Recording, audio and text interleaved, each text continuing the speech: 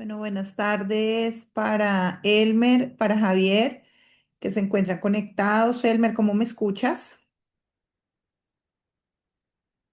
Hola, mi profe Paola, ¿cómo estás? Bien, gracias a Dios, todo bien.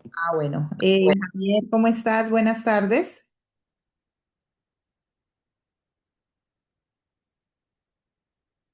Bueno, vamos a dar 5 minutos, siendo las 6 de la tarde, vamos a dar 5 minuticos, a ver si logramos que otros compañeros inicien y si no, pues ya para empezar, profe Ricardo, la clase. Muchísimas gracias. Listo, mi profe, muchas gracias.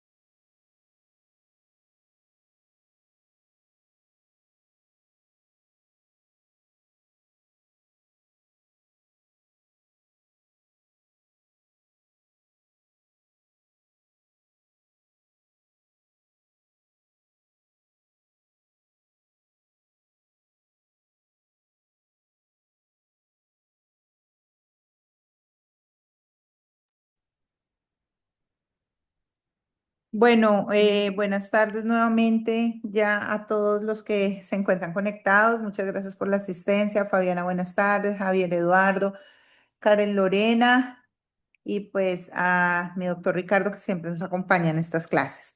Hoy es nuestra última clase. Vamos a recoger un poco lo que hablamos en la clase anterior y terminar ya con lo que es la clase con los tipos de conflictos que se presentan dentro del diseño y la estructuración para la política criminal. Recuerden lo que vimos en nuestra clase anterior con respecto a todo el tema de seguridad. Entonces voy a hacer un recuento rápido de esto, pues para que aprovechemos estos minutos de clase que nos quedan y poder pues cerrar ya con la materia. Fabiana, buenas tardes, ¿cómo estás? Hola, buenas tardes, muy bien. ¿Usted cómo se encuentra? Bien, muy bien, muchísimas gracias también. Y bueno, lo mismo, Karen, buenas tardes.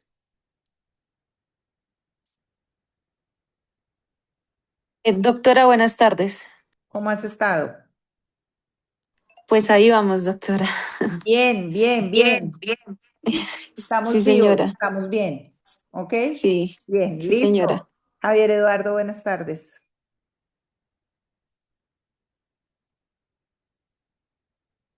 Bueno, Buenas tardes, doctora. ¿Cómo se encuentra, compañeros?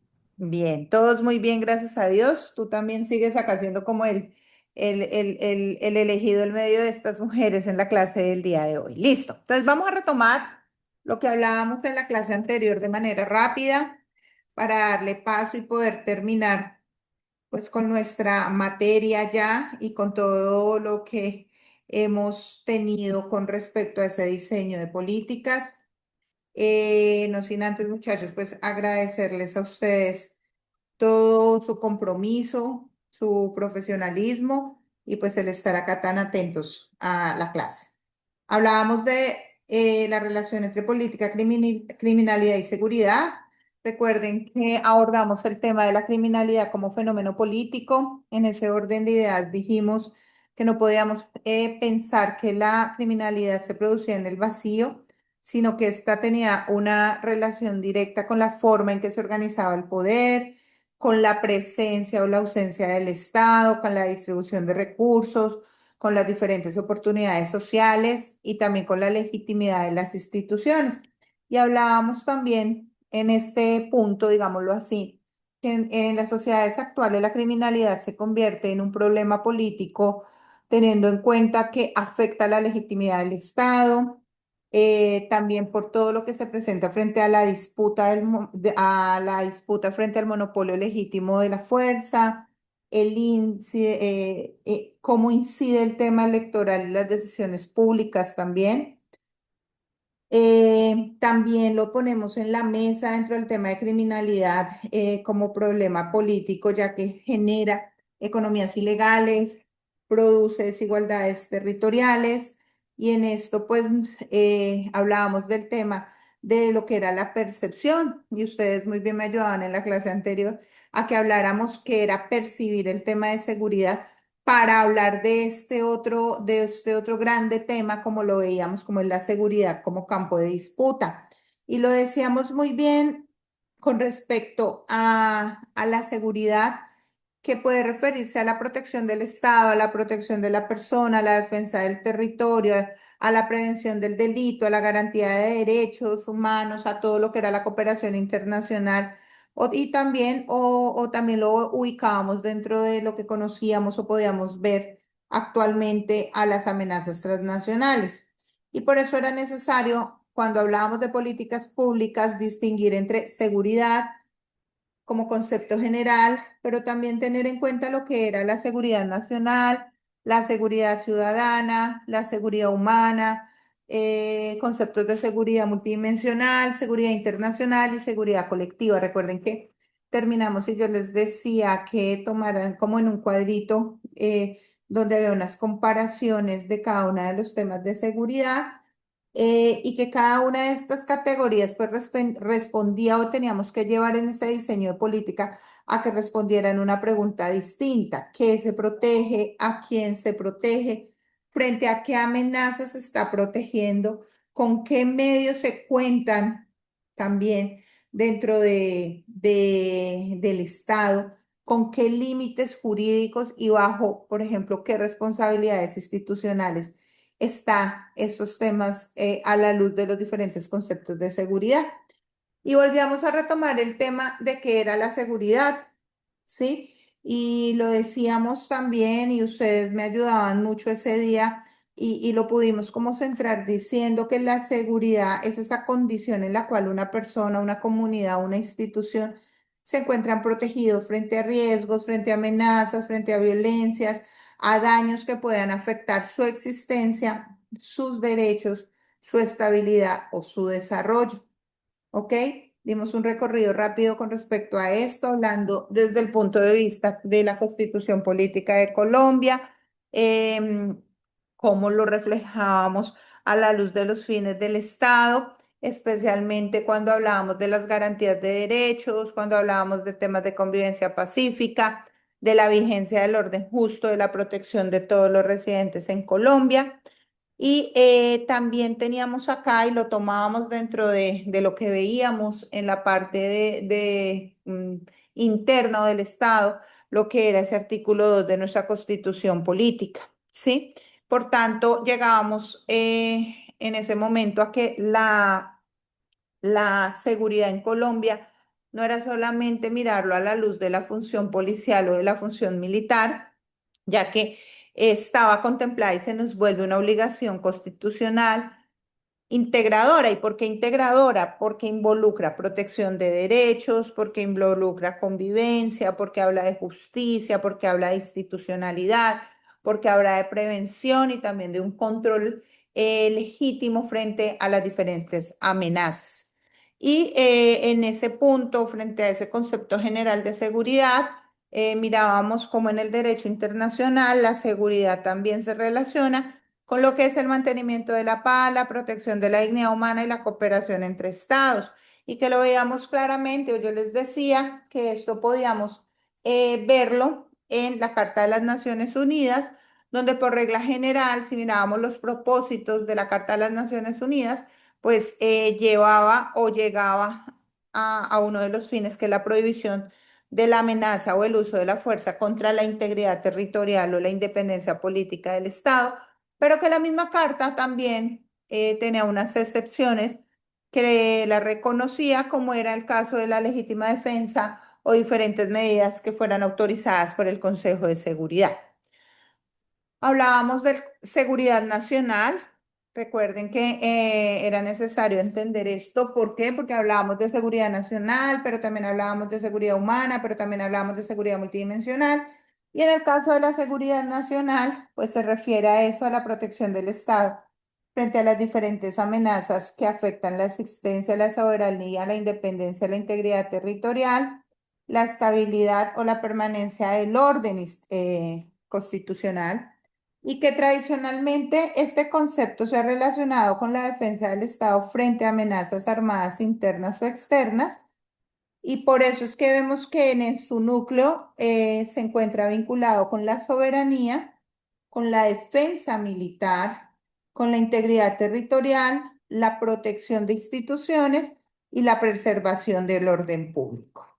Esto porque voy tan rápido, ustedes dirán, bueno, ¿y qué? Porque necesito es ubicarlos. Esto ya lo habíamos visto en esta clase anterior, pero pues necesito también pues que lo tengamos en cuenta para lo que vamos a ver para terminar el tema. Igualmente, ya aquí nos centramos desde el punto de vista constitucional al hablar de la seguridad nacional en el artículo 217 de la Constitución, donde nos describe como tal que la nación tendrá para su defensa, digamos así, o que tiene unas fuerzas militares que son constituidas por el ejército, la armada, y lo que hoy tenemos como la Fuerza Aeroespacial, cuya finalidad primordial de estas fuerzas militares, de acuerdo al artículo 217, es la defensa de la soberanía, la independencia, la integridad territorial y el orden constitucional.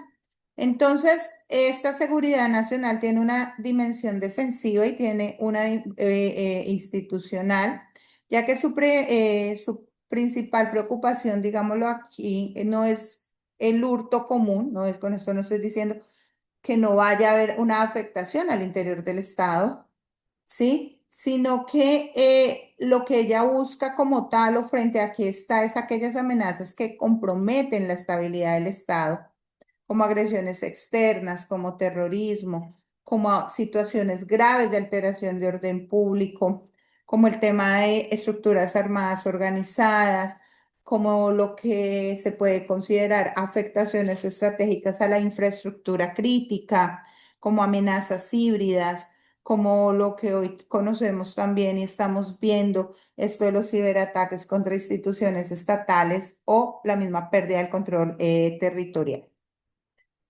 Veamos también que el principal riesgo de este concepto o de hablar de seguridad nacional es su uso expansivo, ya que todo problema social se define como una amenaza a la seguridad nacional y se puede producir una militarización a la vida civil, pero también se puede dar restricciones injustificadas a la libertad, criminalizaciones de protesta social o tratamiento bélico de problemas que si lo miramos en el fondo podrían ser abordados mediante políticas sociales, políticas criminales ordinarias o mecanismos de convivencia ciudadana.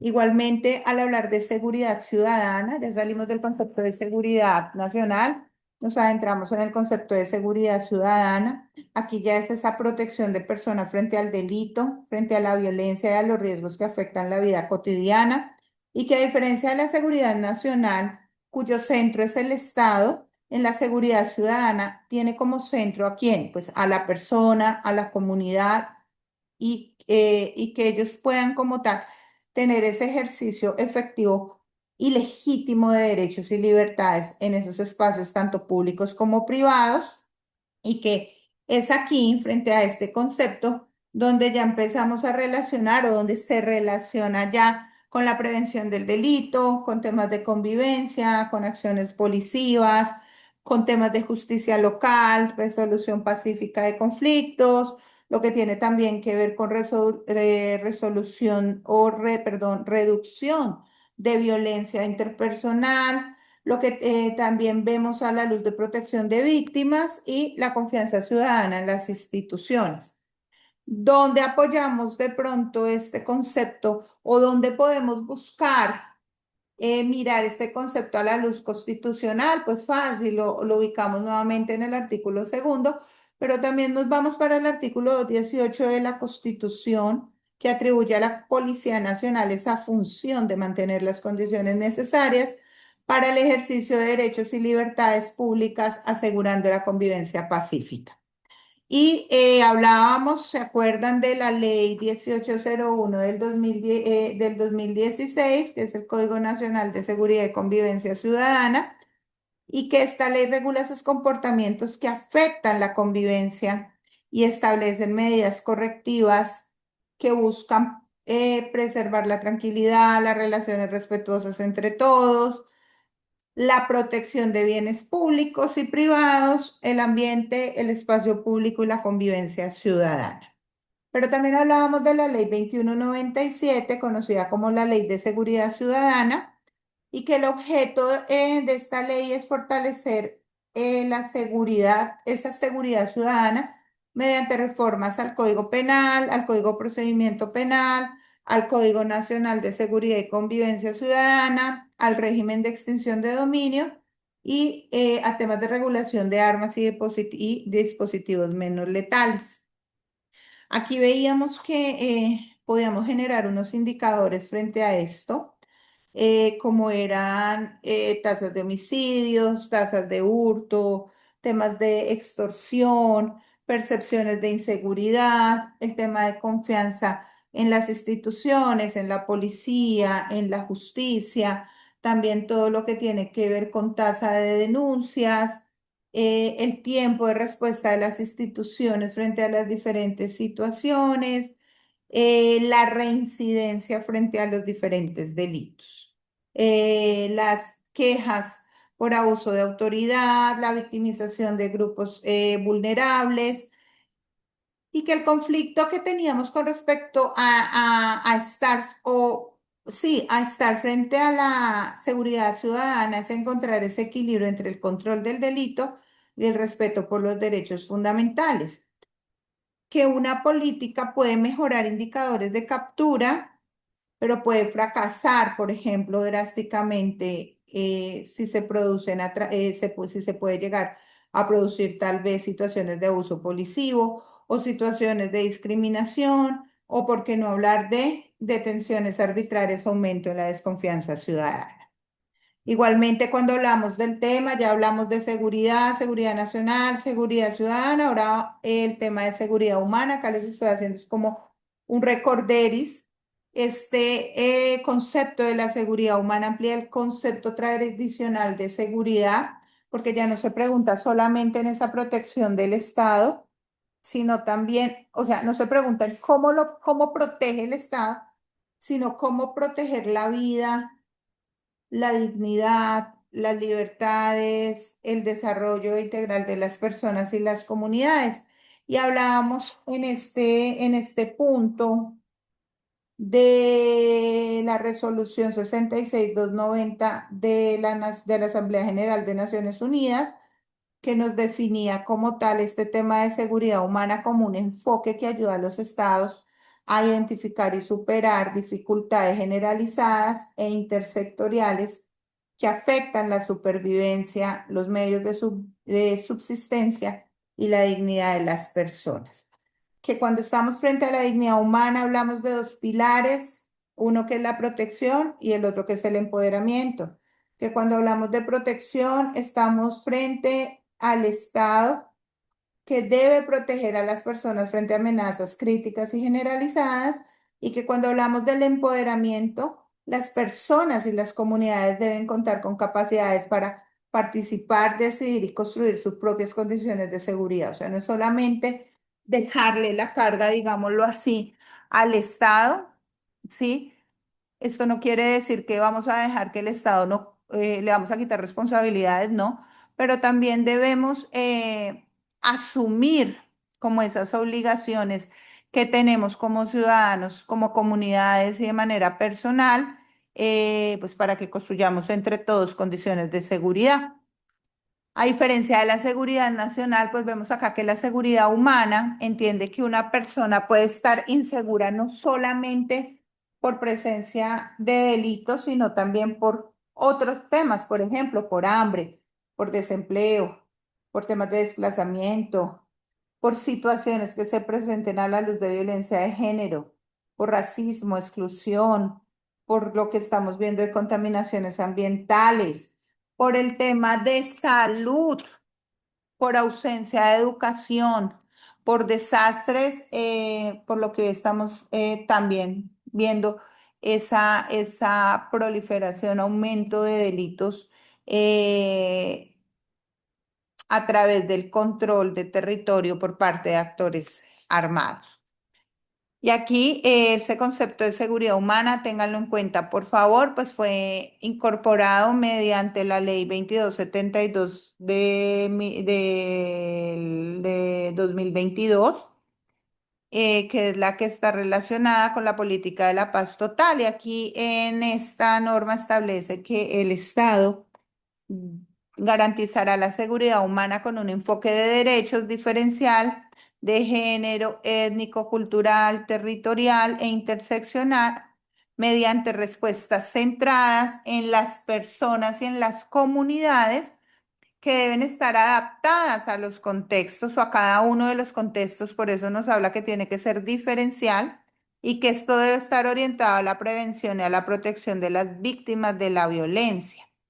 Y esta ley también pues nos define que la seguridad humana debemos entenderla como la protección de las personas, la naturaleza y los seres sintientes, ¿no? De manera que se realcen las libertades humanas y se dé una plena realización del ser humano por medio de políticas sociales, ambientales, económicas, culturales, que brinden ¿qué? Condiciones básicas de supervivencia, medios de vida y la dignidad. Entonces, su principal aporte de este concepto es que conecta el tema de seguridad con dignidad humana, pero también presenta una dificultad, es que al ser tan amplio, pues puede volverse muy difícil de operacionalizar si no podemos traducirlo en indicadores concretos. Y creo que se los decía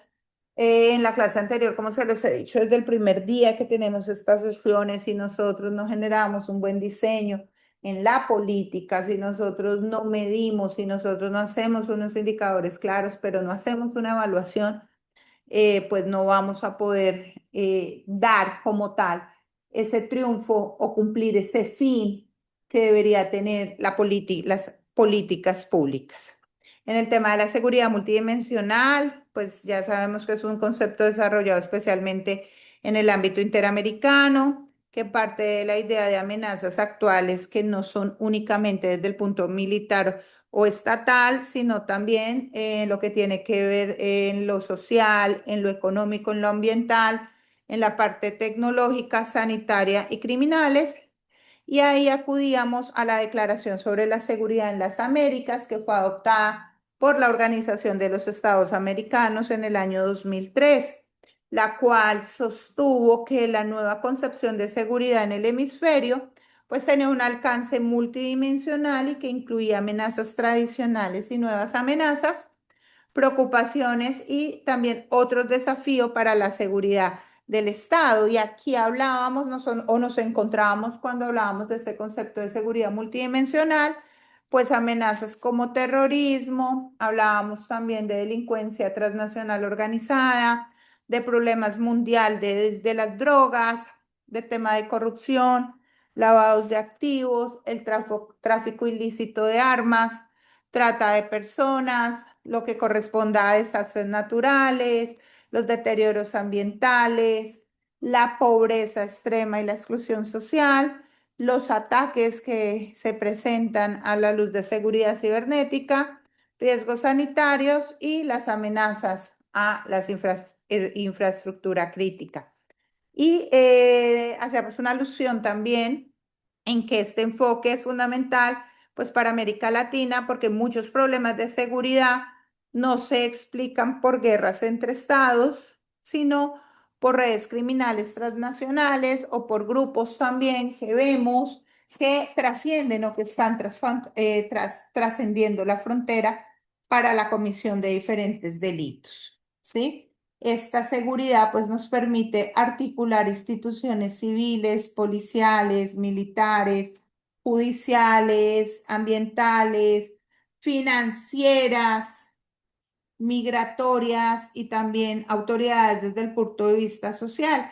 Pero sin embargo, también tenemos que analizar o tener en cuenta un riesgo, es que si todo se define como un asunto de seguridad, se puede expandir excesivamente un lenguaje securitario hacia ámbitos sociales que más que requerir de pronto políticas punitivas, lo que necesita son políticas públicas, pero desde el punto de vista social, ¿no? Un ejemplo de esto, pues el tema de pobreza extrema puede ser considerado un factor de riesgo para la seguridad, pero no podemos tratarlo como una amenaza criminal y debemos buscar esa respuesta adecuada desde el punto de vista social, desde el punto de vista económico y de pronto desde un punto de vista preventivo, más no dentro de la parte punitiva, ni tampoco solamente verlo desde el punto de vista policivo o militar. A la luz de la seguridad internacional, aquí nos referimos a las condiciones que permiten la coexistencia pacífica entre estados y actores internacionales, evitando esas guerras, esas agresiones, esas amenazas transnacionales y afectaciones a la paz mundial o regional.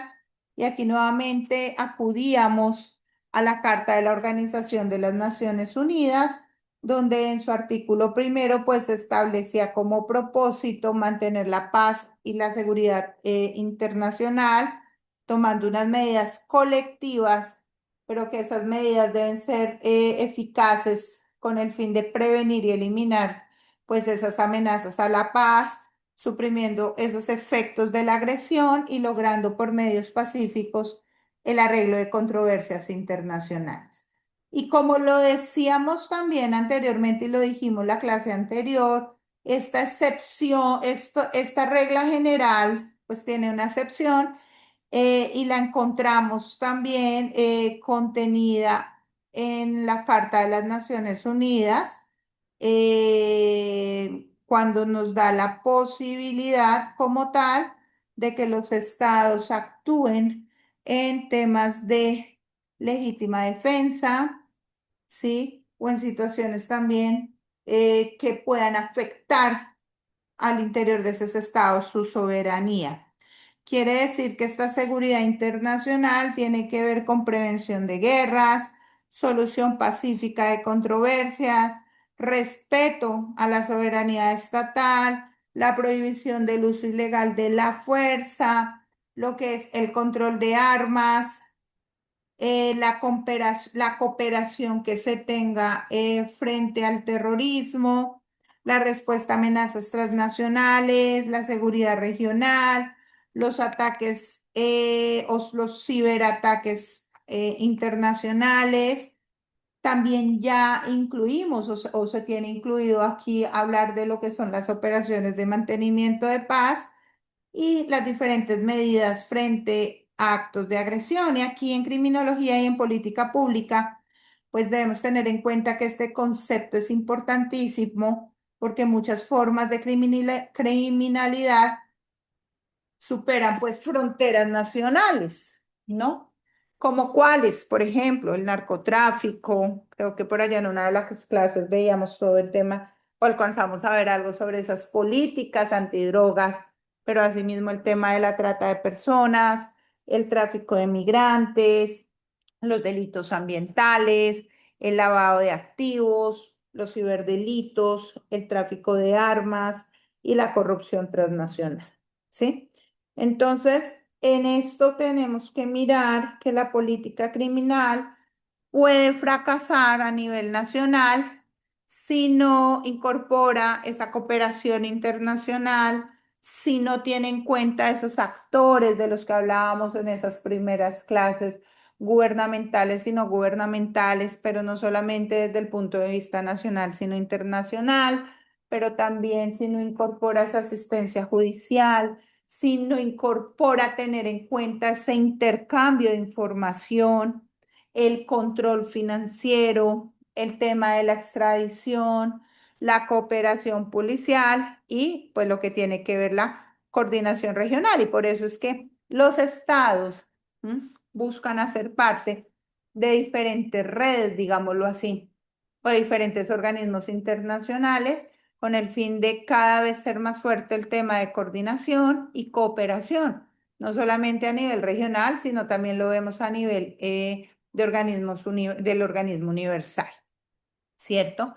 Aquí hablábamos también, ya para terminar la clase anterior, del tema de la seguridad colectiva como un mecanismo de derecho internacional donde la seguridad y la paz no dependen únicamente de cada estado individualmente y por eso esta seguridad colectiva decimos que va muy ligada al tema de seguridad internacional que veíamos anteriormente, ya que en esta seguridad como tal, vemos una respuesta conjunta también de la comunidad internacional frente a amenazas, quebrantamientos de la paz o actos de agresión.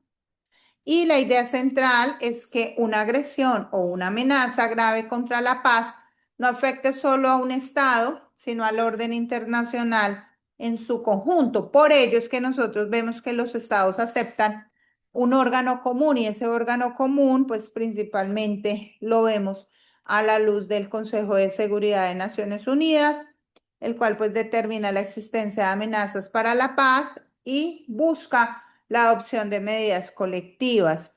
Aquí podemos nosotros ver también la Carta de las Naciones Unidas, ¿m? Que en su artículo 39 establece que el Consejo de Seguridad determina la existencia de toda amenaza para la paz, quebrantamientos de la paz o actos de agresión y hará recomendaciones o decidirá qué medidas se deben adoptar para mantener o restablecer la paz y la seguridad internacional. Y que el artículo 41 también de la Carta, pues nos permite adoptar medidas que no impliquen el uso de la fuerza, como sanciones económicas, interrupción de comunicaciones o ruptura de relaciones diplomáticas.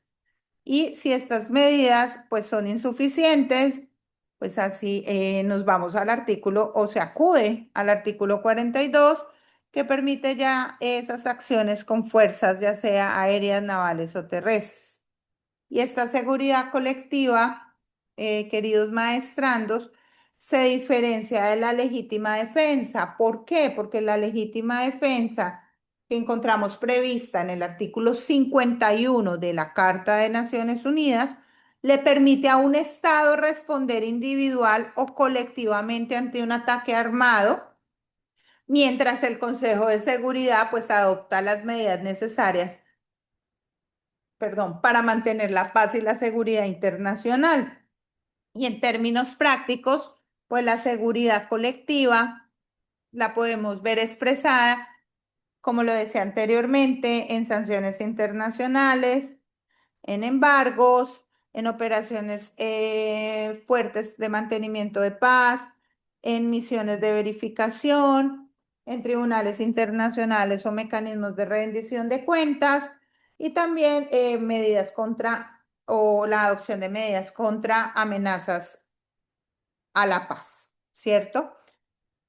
Y aquí este concepto pues nos permite mostrar que algunos problemas de criminalidad y seguridad no pueden pues ser únicamente enfrentados por el Estado Nacional, ya que temas como, por ejemplo, el terrorismo internacional, el tráfico de armas, el narcotráfico internacional, el lavado de activos, o sea, eso que podemos colocar en la bolsa como delitos transnacionales, ¿sí?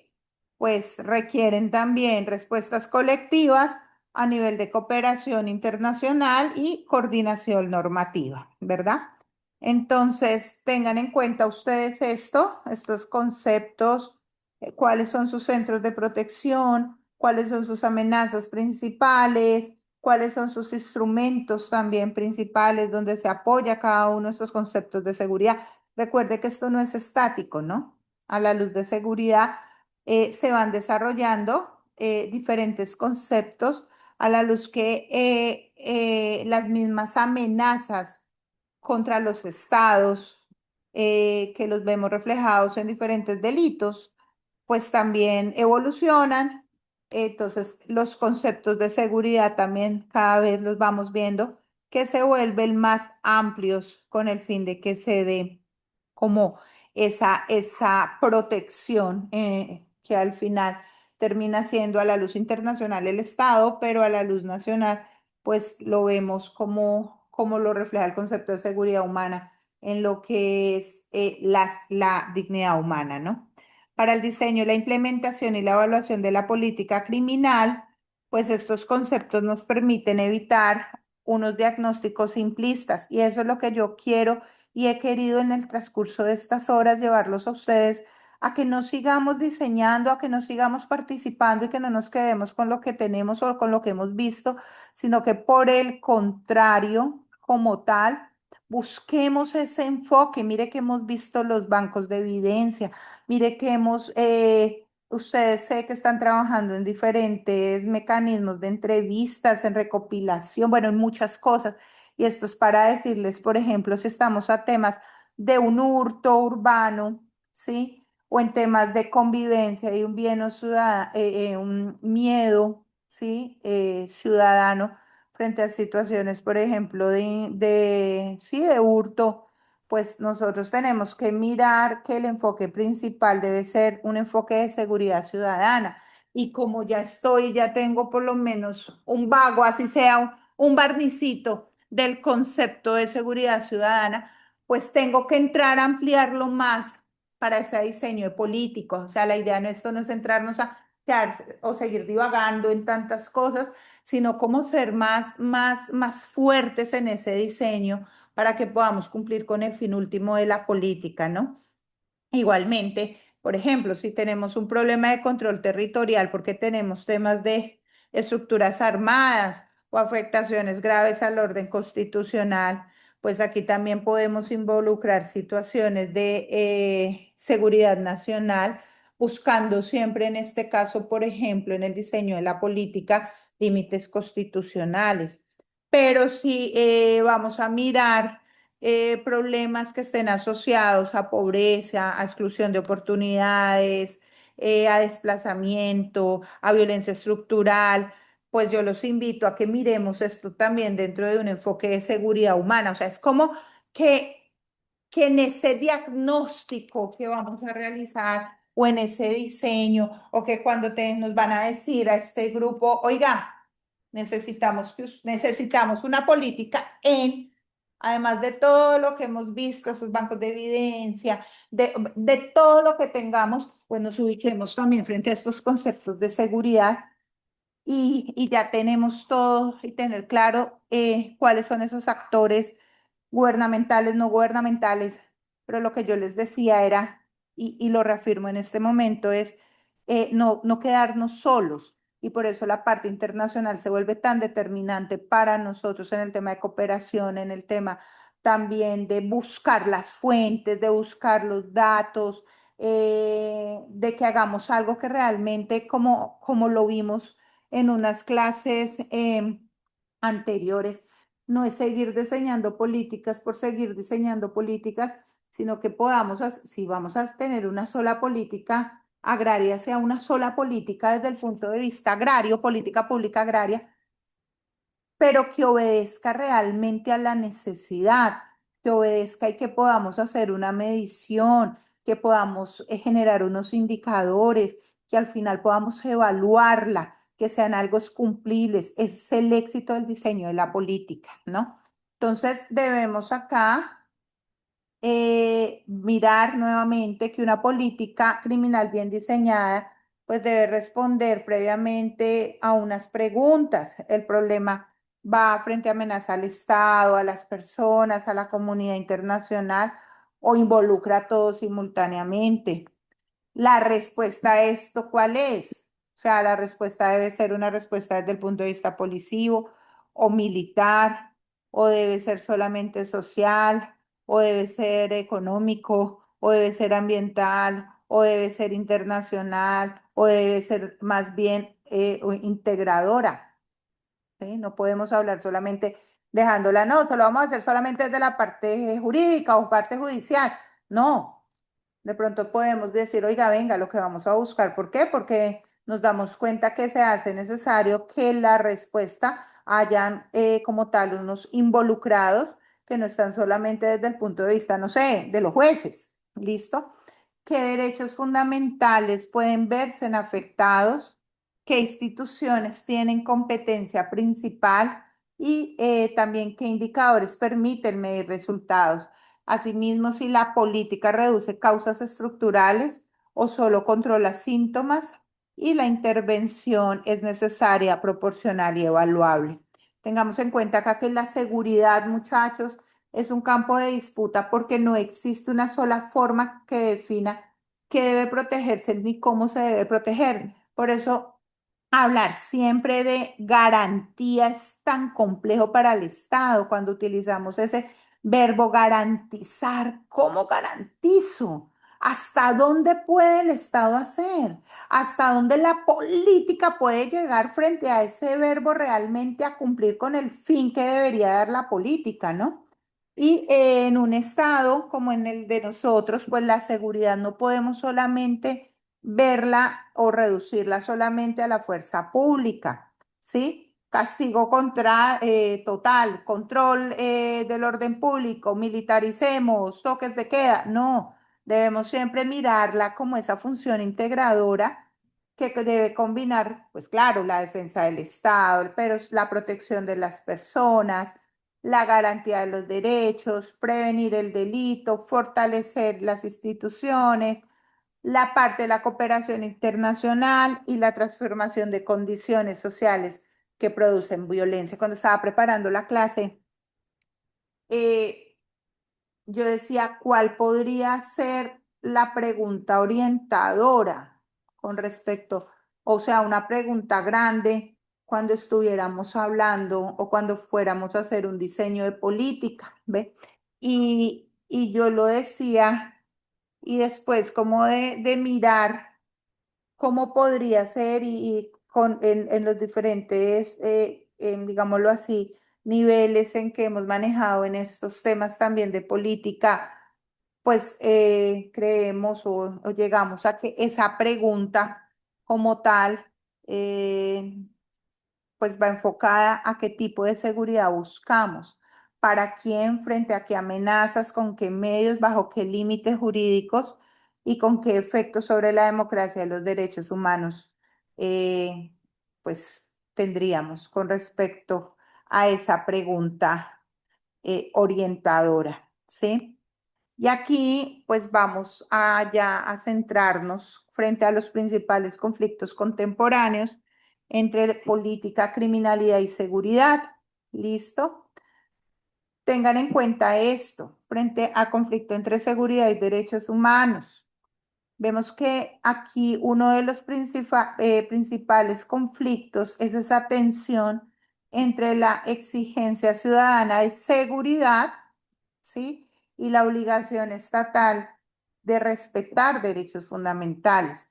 Pero ¿qué pasa? Cuando aumentan los delitos o la percepción de inseguridad, pues vemos sectores sociales también que exigen unas respuestas más rápidas. O sea, vamos a solucionar con policía, vamos a hacer ahí más penas, más cárceles, más operativos, más vigilancia, menos garantías en tal cosa, estamos haciendo mucho papeleo, estamos haciendo esto. Sin embargo, tengamos en cuenta que una política criminal no puede sacrificar derechos como la libertad de las personas, la presunción de inocencia, el debido proceso, la intimidad, la protesta social o también la igualdad.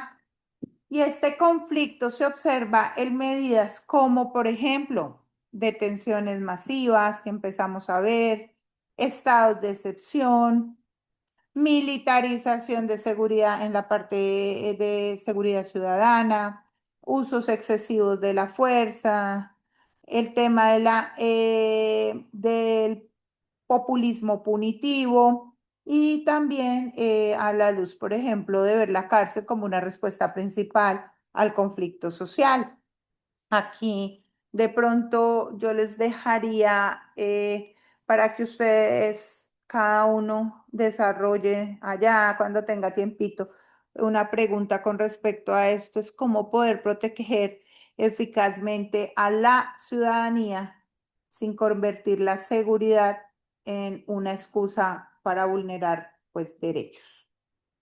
Igualmente, ese conflicto entre populismo punitivo y la evidencia empírica, ¿no?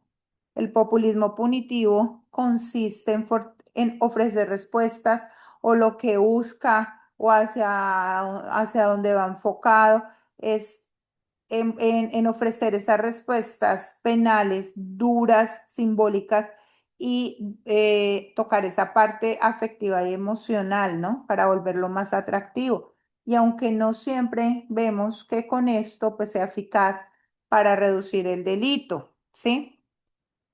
Tenemos o podríamos fijar acá algunos ejemplos: aumentar penas sin evaluar resultados, crear nuevos delitos para responder a coyunturas mediáticas, prometer cárcel siempre como solución universal, reducir beneficios judiciales sin fortalecer, por ejemplo, la investigación criminal, asociar pobreza, juventud o migración con temas de criminalidad. Y el problema en este punto, en esta clase, digamos así, de conflicto, chicos, es que muchas políticas punitivas responden más a lo que es el miedo, la zozobra y la incertidumbre social y al cálculo electoral que a la evidencia empírica. y esto pues produce políticas costosas, poco eficaces y muchas veces pues se vuelven incompatibles a la luz de los derechos humanos.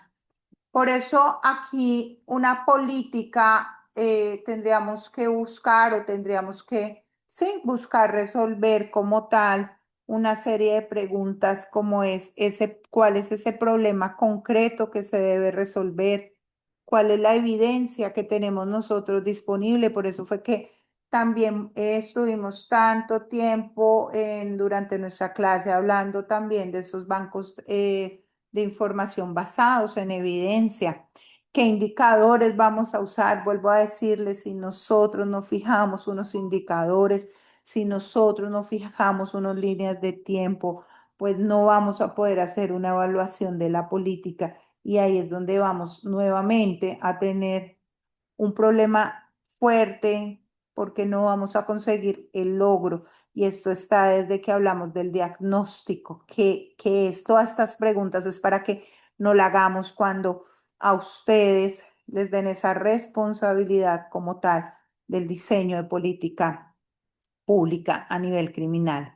La medida reduce el delito o solo aumenta la sensación de castigo, ¿sí ven? ¿Cuáles son sus costos sociales, económicos e institucionales? Eh, no es hacer, vuelvo a decirlo, no es hacer política por hacer, no es llenar las cárceles, no es salir con la bandera todos los días diciendo, más cárceles, vamos a reformar el Código Penal, todos ahora tal. No, no, no, no, no. Es que podamos de verdad centrarnos al diseño de esa política. Vuelvo a decirlo, si tenemos que tener una sola política pública a nivel, no sé, cárcel, pues tenemos una sola, pero que sea una sola, pero no empezar política de seguridad, política de convivencia, política de una cosa, política de la otra, porque eso lo que lleva como tal es que desafortunadamente permite que echa la ley también, echa la trampa. Y si fuera de eso, como lo vimos en unas clases pasadas, cuando miramos la evolución de las políticas, por ejemplo, en el caso de drogas, nunca fueron medibles, nunca se pudieron evaluar, nunca se evaluaron, pues para qué seguimos haciendo construcción de política. ¿Listo? Ahora, otro conflicto contemporáneo que tenemos que analizar o que debemos determinar en lo que consiste entre crimen organizado y la gobernabilidad democrática. El crimen organizado no es solamente un fenómeno delictivo, ¿sí? Entendamos que también es un fenómeno de poder. Si lo analizamos o si lo vemos en muchos contextos, las organizaciones criminales controlan territorios, regulan economías ilegales, imponen sus propias normas, sus propias justicias.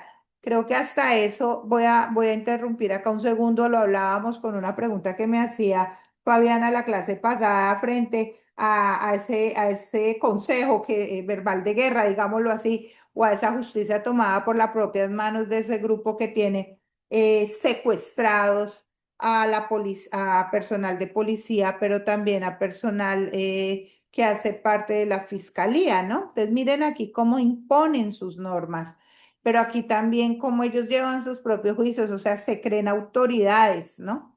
El tema también acá de las organizaciones criminales es que ellos mismos resuelven sus conflictos, ellos miran cómo lo resuelven, punto, ¿sí? Cobran extorsiones, reemplazan parcialmente funciones estatales, van a donde, yo siempre lo digo, a esa Colombia de verdad, esa Colombia por fuera de esa parte rural, y ellos mismos se imponen y ellos también asumen, y ellos también, digámoslo así, reemplazan al Estado, allá llegan y no, es que me tiene que dar tanto para que usted tenga derecho a que traigan el agua o a sacar sus productos. A ver, ojo con esto, ¿no? Y esto genera una forma de gobernanza criminal en la cual pues esos actores ilegales ejercen control social y económico sobre las comunidades, ¿no? Algunas manifestaciones los vemos sobre el control territorial de barrios o zonas rurales, sobre el tema de extorsión a comerciantes, transportadores o comunidades, sobre el reclutamiento de niños, niñas y adolescentes, que creo que ustedes lo vieron, no sé, creo que fue para la semana bueno, para unos días antes del 31 de mayo. Sí, la noche con Claudia Gurisati hablaba un poco de cómo se había incrementado el tema de reclutamiento de niños, niñas y adolescentes. Estamos hablando de prácticamente un 300% el incremento en estos temas, ¿no? El tema también de las amenazas a los diferentes líderes, la corrupción en temas de autoridades, el lavado de activos, todo esto son manifestaciones que vemos cuando estamos frente al conflicto entre crimen organizado y esa gobernabilidad democrática, ¿sí? El tema de la captura de contratos públicos, el conflicto central aquí es que el Estado pues pierde que como tal esa capacidad de gobernar, mientras actores criminales ganan poder social, económico y político. Asimismo encontramos, chicos, aquí también podemos ver o podemos encontrar al hablar de estos conflictos, pues lo que tiene que ver entre el conflicto entre lo que es la corrupción y la política criminal. La corrupción es uno de los principales factores que debilitan cualquier política de seguridad. Creo que eso no es necesario que nos extendamos como tal a, a entender el por qué decir esto de lo que hace la corrupción con respecto a esto, ¿sí? Creo que vemos que el fracaso en muchas cosas está en ese tema. Pienso, y esto lo voy a tomar yo aquí muy personal ahora, que una de las situaciones que le sucedió al Ministerio de la Igualdad, ¿sí? Más allá de, fue un tema también de todo lo que estamos viendo, un tema no solamente de que no ejecutó, sino también cómo realizó la ejecución de esos recursos y cómo se presentaron situaciones a nivel de contratos, a nivel de perfiles para contratar, bueno, muchas cosas que se dieron, donde al final, sí, eh, ese ministerio de la igualdad termina fracasando cuando hubiera sido, o la finalidad como tal, siendo rescatado, pues le hubiera servido muchísimo, muchísimo, muchísimo al Estado y más frente a lo que hoy estamos viendo y los grandes avances también que se están viendo en los diferentes temas que abordaba. Entonces, miren aquí también cómo la corrupción, ¿sí? Pues entra a dañarnos, yo siempre lo digo así, entra a dañarnos también o esas redes de corrupción entran a esas instituciones y a pesar de que la política pueda estar bien diseñada, pues en la implementación pues va a tener un fracaso con estos temas de esas redes o en estos temas de corrupción. ¿Por qué? Porque es que la corrupción permite filtración de información a grupos criminales, también nos permite o permite compra de decisiones judiciales, lo que yo les decía ahora, contratos públicos como tal, sin el lleno de las formalidades legales, pero también contratos públicos al servicio de economías ilegales, protección institucional a redes criminales también. Nos permite este tema de la corrupción, temas de impunidad y me parece a mí que esto es lo más difícil de recuperar o lo más delicado cuando estamos frente a temas de política y cuando estamos a frente de gobernabilidad y cuando estamos en temas también de, sí, de corrupción, es esa pérdida de confianza ciudadana en las instituciones, ¿sí? Volver a confiar en las instituciones es muy complicado. Yo pensaría que nunca la sociedad vuelve a confiar o vuelve a dar la oportunidad de la misma manera que la dio, como lo hizo por primera vez. Entonces, aquí es donde necesitamos que la criminalidad o entendemos como tal que la política criminal debe también buscar incorporar una lucha contra la corrupción, ¿sí? En ese diseño.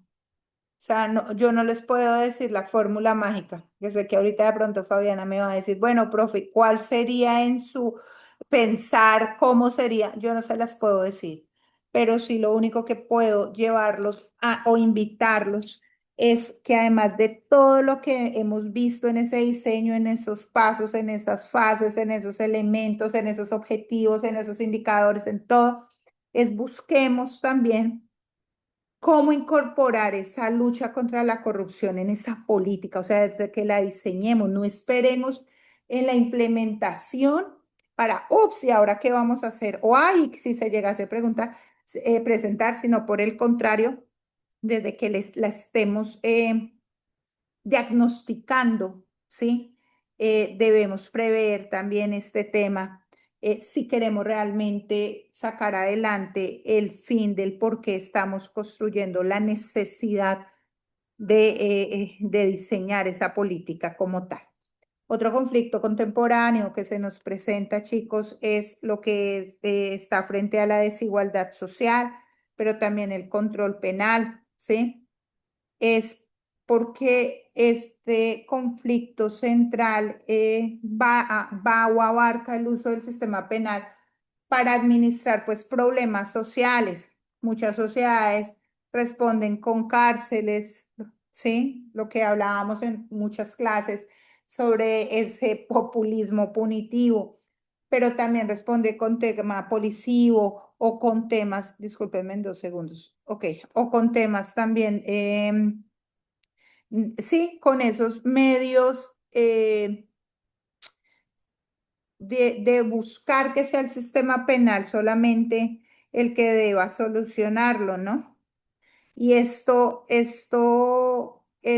debemos llegar a desatanizar eso, ¿sí? Discúlpenme de pronto esa palabra que utilizo como tal, porque si seguimos haciéndola esto así o si se sigue dando esa forma, pues lo único que vamos a buscar es que se produzca una política criminal selectiva, ¿sí? Ya que los grupos más pobres suelen ser más vigilados, más perseguidos, más castigados, mientras que otras formas que hay de criminalidad económica, por ejemplo, también a nivel transnacional, bueno, otras que puedan tener como unos brazos más fuertes, ¿sí? Lo que llamamos también delitos de cuello blanco, pues reciben menos control social y penal. Por eso dicen que la ley siempre termina siendo para los de ruana en esto. Entonces, ese es, podemos analizarlo y es necesario analizarlo como tal frente a esto, ¿no? No podemos seguir hablando solamente frente a este conflicto entre desigualdad social y control penal a través del uso del sistema penal para administrar problemas sociales, para que esto ustedes lo tengan en cuenta. Yo sé que ya estamos pasados 3 minuticos, pero quiero dejarles esta pregunta para que ustedes la anoten. Y no en la próxima clase, porque ya hoy terminamos la clase, pero sí para que cuando tengan un tiempito ustedes la resuelvan. ¿El sistema penal castiga todos los daños sociales con la misma intensidad o selecciona ciertos sujetos y territorios? Escríbanla y de verdad que cuando tengan su tiempito, háganse ustedes mismos o den ustedes mismos esa respuesta.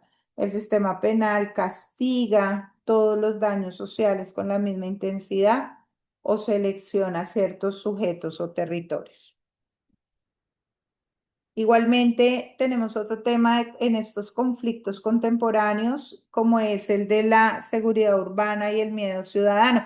Por eso era necesario anteriormente ver todos esos conceptos cuando lo veíamos frente al tema de qué era la seguridad y los diferentes conceptos de seguridad, para entender, por ejemplo, esto, el conflicto entre seguridad urbana y el miedo ciudadano, ¿no? En las ciudades contemporáneas, la percepción de inseguridad pues puede ser tan determinante como lo es el mismo delito.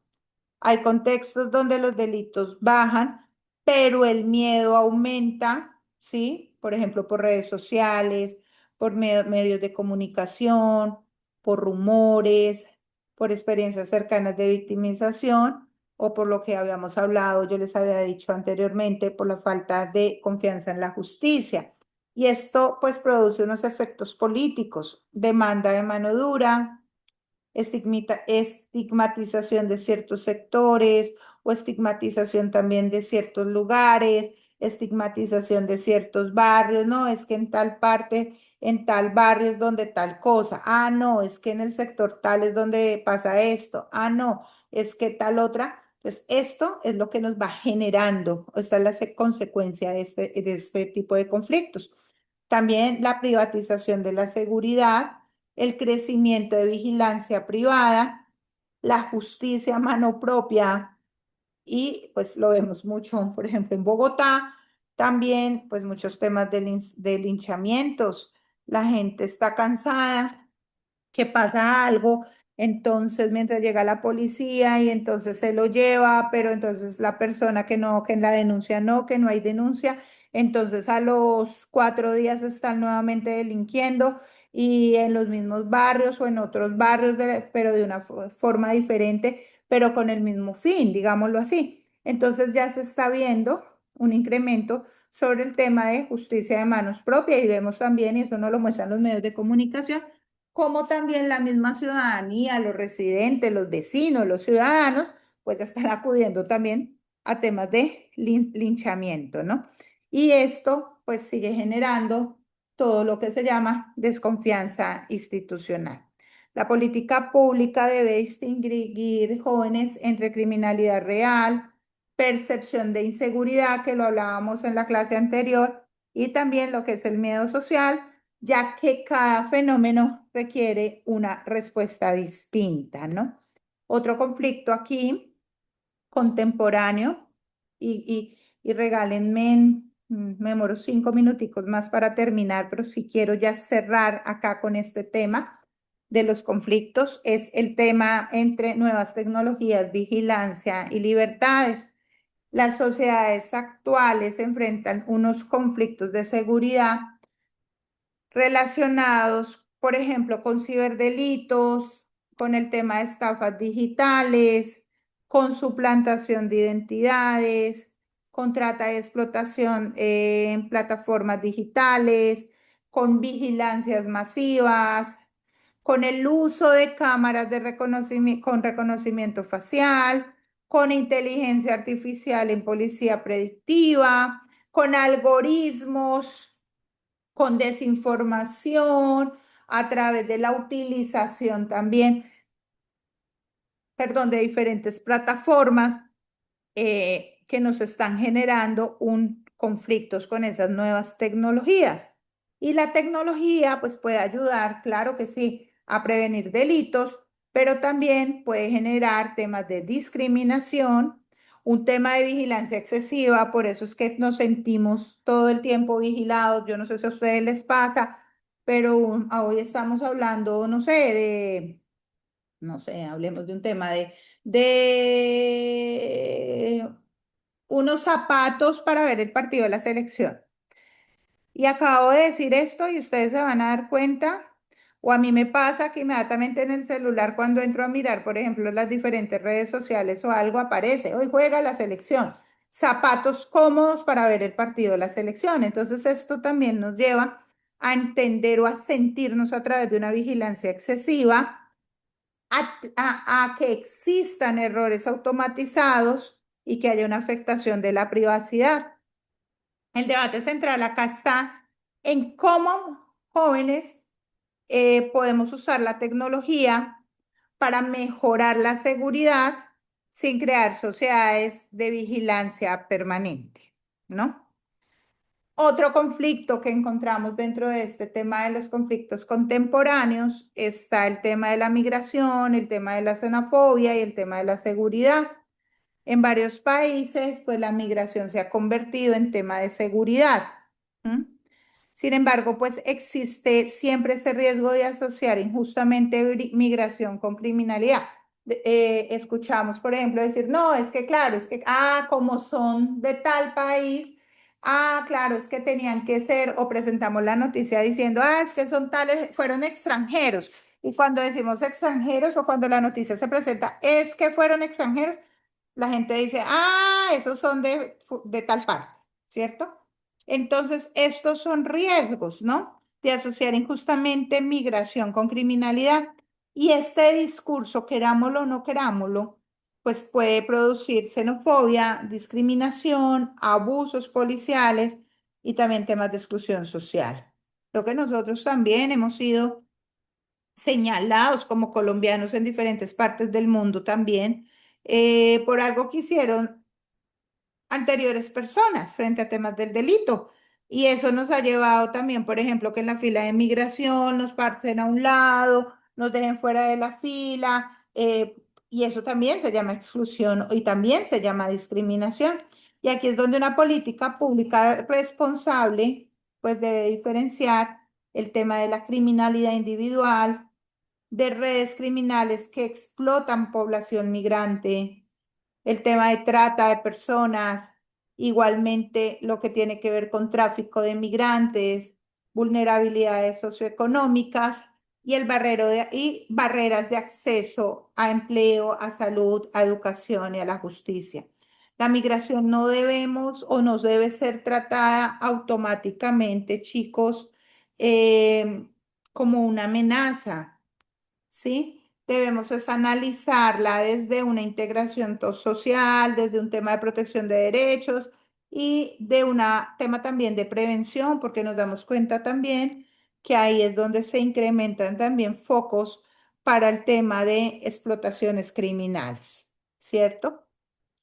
Y ya para terminar, digámoslo, me quedan mirar acá dos conflictos rápidamente. Uno que termina con el conflicto entre las economías ilegales y el desarrollo territorial. ¿Por qué? Porque en muchos territorios las economías ilegales ofrecen ingresos donde el Estado y el mercado formal no generan oportunidades suficientes. Y esto ocurre con narcotráfico, con minería ilegal, con trata ilegal, con contrabando, con tráfico de fauna, con el tema ahora del gota a gota, con temas de extorsión. Y el conflicto aquí no se resuelve únicamente con el tema de la fuerza pública, ¿sí? Porque la economía ilegal puede ser conectada con necesidades reales de supervivencia por ausencia estatal y también, si lo miramos así, ¿por qué no decirlo por falta de alternativas productivas? Y aquí es donde la política criminal debe ser integral y debe combinar esa presencia institucional, una investigación criminal seria, una sustitución de economías ilegales, protección de comunidades, formalización laboral, un control financiero, temas de justicia también, cooperación internacional y la participación comunitaria.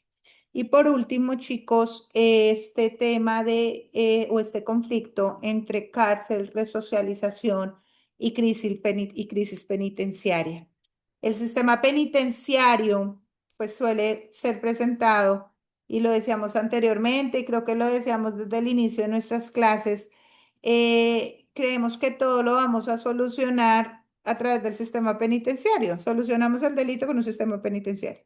Pero muchas cárceles enfrentan situaciones de hacinamiento, de violencia interna, de temas de aumentos de criminalidad, de temas de reincidencia, de temas de vulneración de derechos al interior también de las cárceles.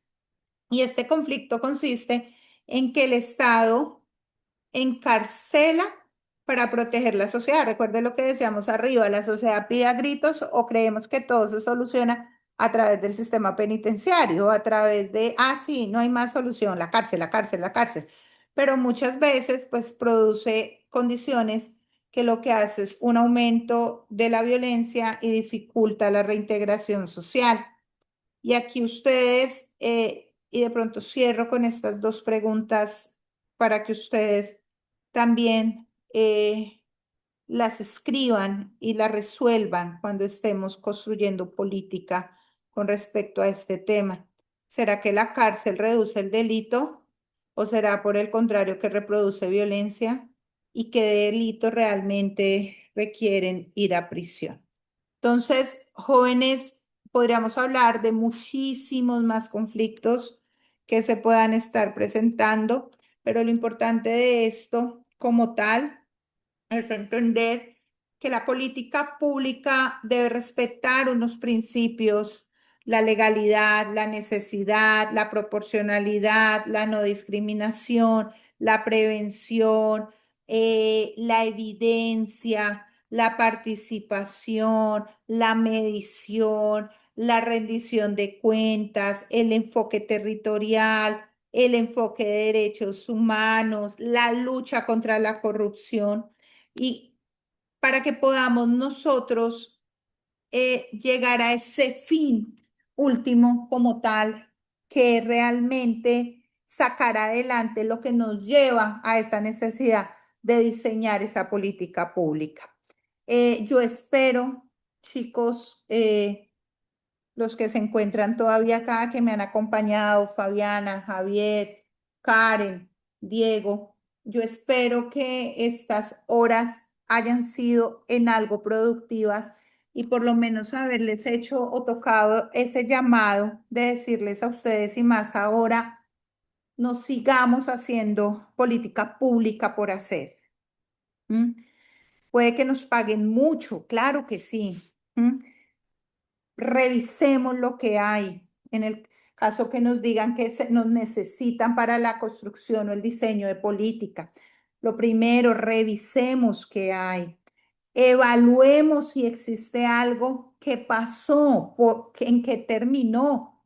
No solamente como lo veíamos cuando lo mirábamos en el ejercicio de la política antidrogas, la hicieron y se quedó ahí, nadie puede, y el otro llegó, hizo otra y punto, pero no sabemos qué pasó porque no fue evaluable y no se implementó siquiera. Es que seamos responsables, ¿sí? Responsables en esto, porque des en cuenta de que estas políticas públicas no están buscando satisfacer necesidades de cosas, ¿sí? O de bienes, sino que todo esto lo que busca, o estas políticas públicas como tal, y más en este tema en política pública criminal, pues lo que está buscando como tal es que podamos llegar a ese fin, ¿sí? De satisfacer esas necesidades y de ayudar en algo en eso. Fabiana, felicitaciones, me dices que ya te gradúas. Yo te agradezco mucho, sé que porque te conozco desde el semestre anterior, eh, sé el interés que has prestado y sé el interés no solamente por la clase, sino también en lo que desarrollas como investigadora.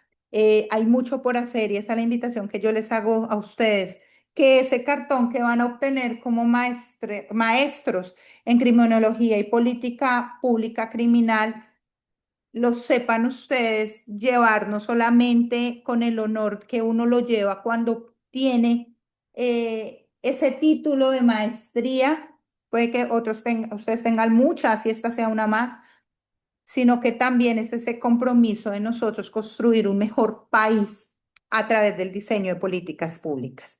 Entonces, muchachos, yo no los molesto más, ya son las 7:20. Cuídense mucho, fue un placer haber estado con ustedes. Dios los bendiga y hasta una próxima oportunidad.